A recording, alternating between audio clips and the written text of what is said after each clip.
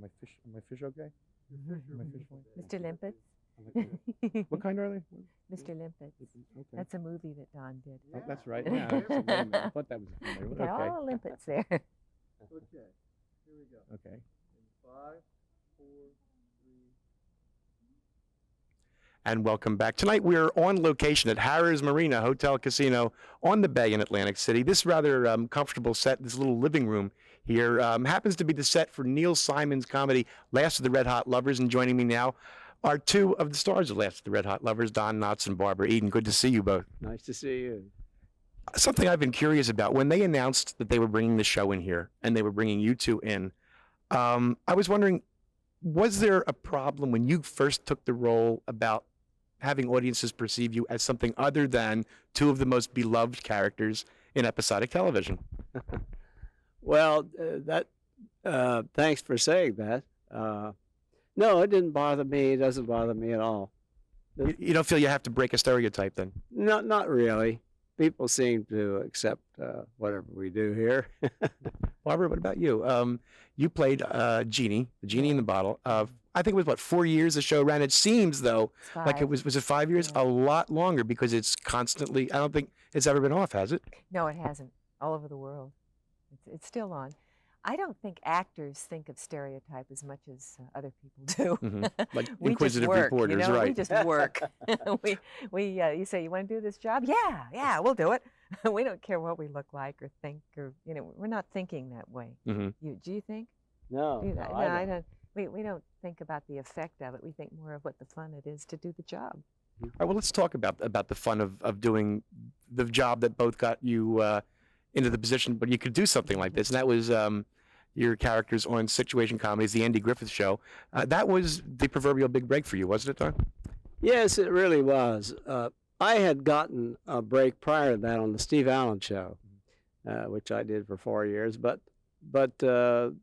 the Andy Griffith Show and the character of Barney Fife was the thing that really made it for me big. And five Emmy Awards, if I'm not mistaken, right? That's right. Yeah.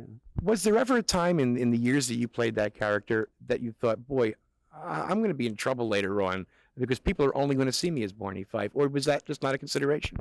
Well, again, I didn't think of it that way. When I left the Andy Griffith Show to do pictures for Universal, it didn't occur to me that Barney would follow me. Actually, I think, though, most of the characters I played in those pictures were very close to Barney, I must admit. I was about to ask that. Even in Last of the Red Hot Lovers, the character you play's name is Barney, and there were some flashes when I saw the show on opening night.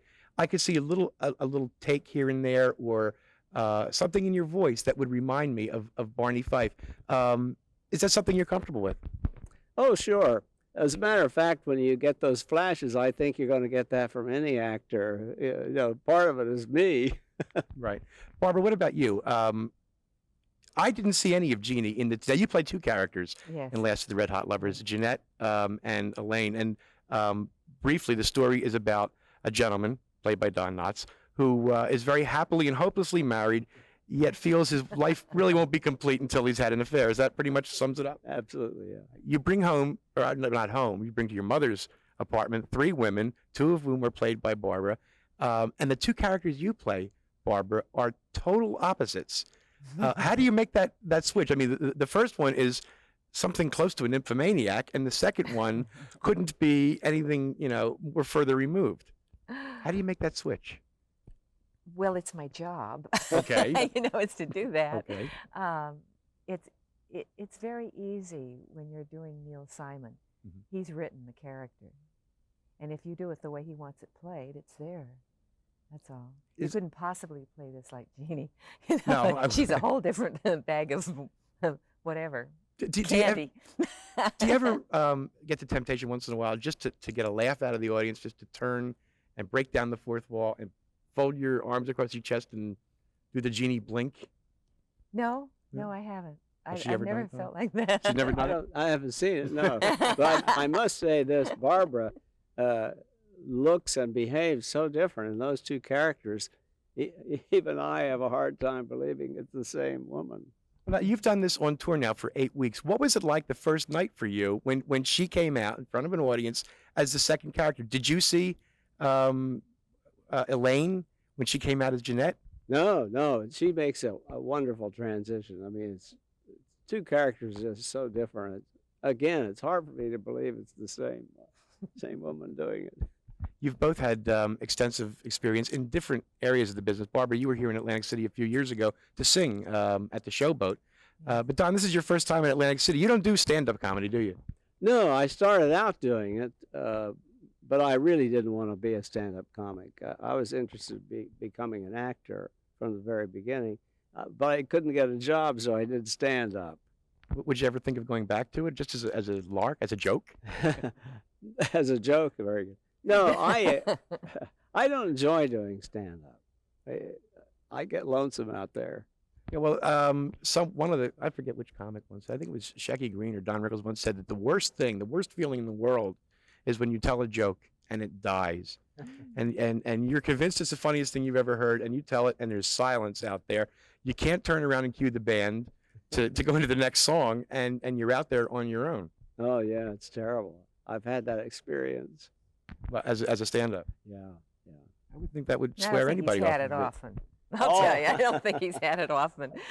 I did. When I first started, when I first went to New York, they were trying to revive vaudeville, and I went out in the boroughs and did my act. Came into New York City and tried it out on 14th Street at the Jefferson Theater, and all the agents come. And I thought I was ready, but nobody laughed the whole act.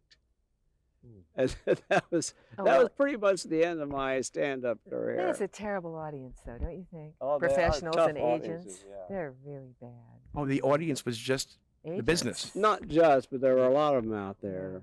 And I went in to see my agent afterwards, and he said, "I think you better get some new stuff." And you said, "I think I better find a new line of work." Right. Well, you're a ventriloquist. Yeah, that was. Did you ever do That's your good. stand-up using the I'm going ventriloquist? to let Barbara take over. This is a good one. You know? Really? No, you started out as a ventriloquist, right? I As a did. kid. As a kid, yeah, but I wasn't really very good at that either. Oh, I kept trying Don! this and that. I tried magic, and my brothers used to say, "Why don't you do that disappearing trick?" Making yourself disappear. Right? Right. See, every once in a while, I'll catch you on to it real quick. So, when was the last time? Do you still do any ventriloquism at all? I mean, you ever make suitcases talk or something and confuse the bellhop? He's really Jeanette in the third act. That's what he's I was wondering how that voice was so different. Yeah. No, I haven't done it in years. I haven't, but it was good to get me started. I stole all my material from Edgar Bergen, of course. Now, you grew up in Morgantown, West Virginia, right? That's right. And from childhood on, you always wanted to be in the business, correct? Yes, I did. Wanted to be an actor far back as I can remember. What was it about the business that intrigued you so much? You know, I don't really know. I know my mother was a big movie and radio fan. She used to take me to the movies, like starting when I was maybe 5 years old. I hate to date myself. I think I saw one of the first sound pictures ever made. Now you're dating yourself. Barbara, what about you? You came to the business pretty much the same way you started out young, didn't you? Yes, I did.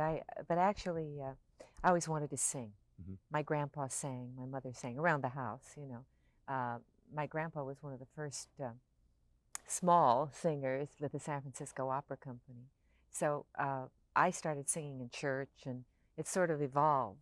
I got a scholarship at the San Francisco Conservatory of Music. And then my mother one day said, "Barbara, you know, the tones are beautiful. The song is glorious. You don't mean a word you're singing." She said, "You'd better get off the music and start Voice of the Turtle at the Laguna Playhouse." And a director came to see the play because he was there. So and then you ended up on television with. What did you think of that role when they first said, "Okay, you're going to play a very sexy Genie who's been in a bottle for thousands of years, and you're recovered by an astronaut"? That's how it went. Larry Hagman played yes, an astronaut who discovered you on right. on a deserted I thought island. it was a yummy part. I mean, my gosh, how many people get a part like that where they can have so much fun, really? And working with Larry was wonderful. He is so talented, and his timing is so good. as Don can tell you, that's so important to work Mhm. with people who have comedy timing. And Larry and Bill Daly both had that, so that I was just, in cream. Were, I were there loved it. were there a lot of parameters to the character, or were you able to kind of define them as you went along, or make it up as you went along?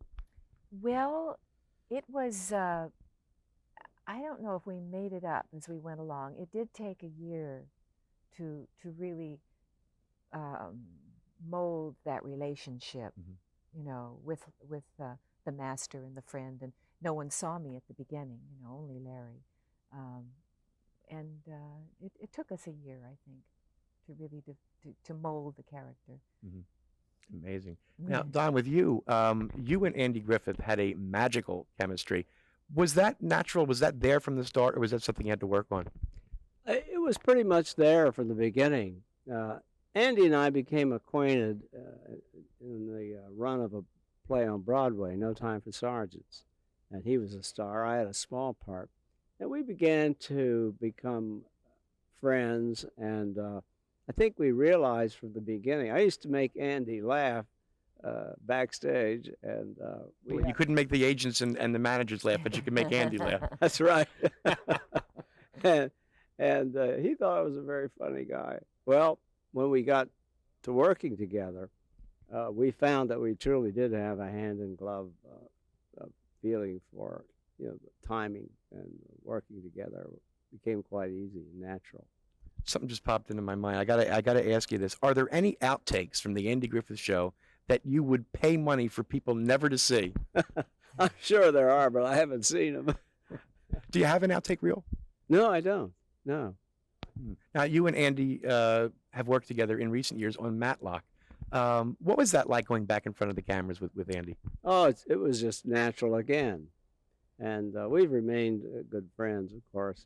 And as a matter of fact, Andy came to see this show. He flew in for the afternoon when we were in Norfolk, Virginia, and saw the show. Right, you couldn't get him into Atlantic City. He has to go to Norfolk, right? That's right. We could use his money in the slot machines around here. Barbara, what about you? You did a guest star on Dallas, right? Yes. And Larry Hagman was the star of that Mhm. show. What was that like, reuniting? That was the first time the two of you were back in front of the cameras together since I Dream of Genie, wasn't it? Well, we had done a film for television together, but that was, I guess that's been at least 9 years ago. Mm-hmm. It was very strange, very strange. At least it was, the very first scene was, because Larry was across the set, and I entered, and the camera was on him as I entered, and he said, "Hey, cut, wait a minute." He says, "I've got to get my thoughts in order." He said, "This is eerie." Was it eerie for you too? It was very strange, yes. Did you want to do Genie? I mean, was there Genie inside of you that wanted to come out at that moment? Well, the part I was playing was not a very nice lady. Mm-hmm. So it wasn't, no, I didn't have that problem at all with the Genie thing, because I was really out to get him. Mm-hmm. And she does, in that. But Larry had a problem, though. He had a problem when he saw me, because here I was in a little pink suit and a little blonde hair. That's what he said. He said, "Here, I saw this cute little thing over there," and he thought, "I'm back on Genie." But the minute we started to work, it was different, because I was playing a pretty bad lady. Mm-hmm. He got the message real fast. Do you still have contact with him? Are you still friendly with Larry? Yes, I do. But it's in our business, it's very difficult Mhm. to see actors. Don't you find that, Don? As friends, they're all over. We go all over the world and all over the United States, and it's.